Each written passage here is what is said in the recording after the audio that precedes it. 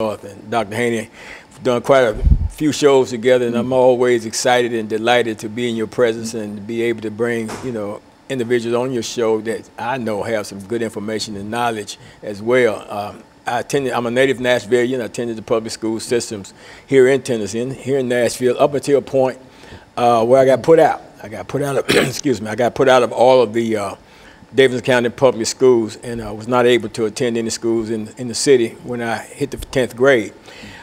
Fortunately for me, I had gotten in some trouble as well and faced some time in juvenile, and the juvenile court judge, Richard Jenkins at the time, thought it would be best that if I went into the military than it would if I went in and became incarcerated. I had shot an individual when I was 15 years old, and I went into the Navy.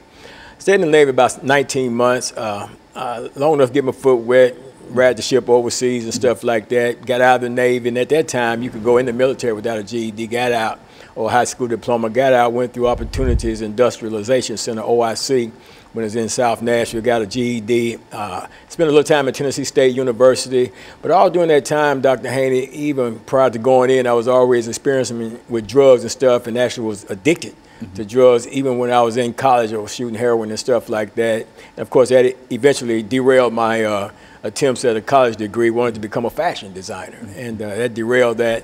And of course, I ended up incarcerated in the state prison system, did a total of 5 years of my life incarcerated. And in August of 1986, August 24th, 1986, God stepped into my life, intervened in a powerful way. He called me into ministry, called me away from a 17-plus year drug addiction directly into ministry, and I've been serving him ever since. But Reverend Waller, talk about yourself for a minute. Dr. Haney, I want to thank you for allowing me to be here.